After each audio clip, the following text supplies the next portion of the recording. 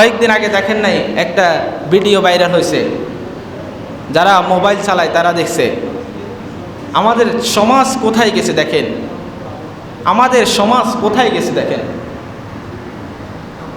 একটা মেয়ে তার কলিগ, হিন্দু কলিগের সাথে দিনের বেলা অবাধা মিলামিশা করতেছে রাস্তার পাশে টয়লেটের মধ্যে।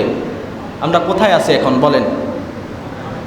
আবার আমার দেশের কিছু নারীবাদী আছে, তারা এটা নিয়ে খুব বিয়া করতেছে, এটা নিয়ে তাদের মাথা ব্যথা নাই।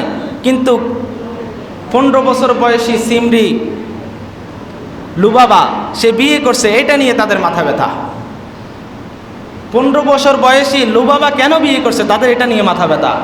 কিন্তু দিনে দুপুরে যারা অবাধা মিলামিশা করতেছে, দিনে দুপুরে যারা এভাবে অনৈতিক কাজ কারবারের সাথে জড়িত, তাদের নিয়ে তাদের মাথা ব্যথা নাই। কিন্তু বিয়ে যেটা হালাল, যেটা বরকত, ওইটা নিয়ে তাদের মাথা ব্যথা, যে 15 বছর বয়সী মেয়ের কেন বিয়ে দিছে, এটা নিয়ে তাদের মাথা ব্যথা। সমাজে কিছু লোক আছে দেখবেন এরকম, বিয়ে দিয়ে যে বরকত শুরু হয় এটা বুঝে না।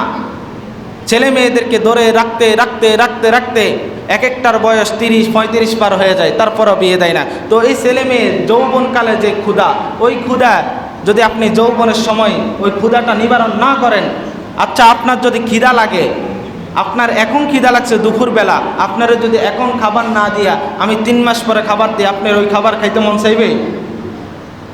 কথা বলেন। আপনার যখন ক্ষুধা লাগছে, আমি যদি তখনই আপনাকে খাবার দিই, তাহলে আপনার খাইতে মন চাইবে। কিন্তু যদি আপনাকে তখন খাবার না দিয়ে আমি আপনাকে বুড়া করে তারপরে খাবারটা দিই, তাহলে কীরকম লাগবে? এই ফাঁকি দিয়ে তো আমি যদি আপনাকে হালাল খাবারটা না দিই, তাহলে আপনি হারামের মধ্যে জড়ায় যাবেন। আপনি চুরি করে খাবেন, ডাকাতি করে খাবেন, টেন্ডারবাজি করে খাবেন, চাঁদাবাজি করে খাবেন। এজন্য যখনই সময় তখনই খাবার খেয়ে ফেলা ভালো। রাসূল সাল্লাল্লাহু আলাইহি ওয়াসাল্লাম বলছে, নামাজের আগেও যদি তোমার খিদা লাগে, আগে খেয়ে আসো, তারপরে নামাজ পড়বা। এটা খাবারের ব্যাপারে বলছে আর কি, যদি খিদা লাগে নামাজের আগে, নামাজ পড়ে পড়ো, সমস্যা নেই, আগে খাবার খেয়ে আসো। কারণ যদি খিদা লাগার পরে আপনি মসজিদে এসে নামাজ পড়েন, তাহলে আপনার ওই খাবারের দিকে চিন্তা থাকবে, কখন গিয়ে খাবার খাবো, কখন গিয়ে খাবার খাবো, এরকম একটা চিন্তা থাকবে, তাহলে আপনার নামাজও শেষ। এজন্য বলছে আগে খাবার খেয়ে আসো।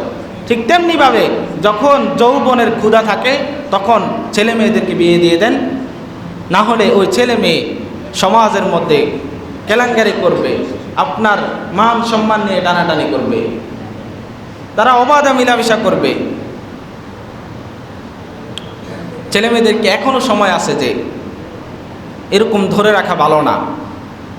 সমাজ নষ্ট হয়ে যাচ্ছে এইগুলার কারণে, আমাদের ফ্যামিলি নষ্ট হয়ে যাচ্ছে এইগুলার কারণে। এখনও সময় আছে যে সমাজকে ঠিক করতে হবে, ফ্যামিলিগুলোকে ঠিক করতে হবে।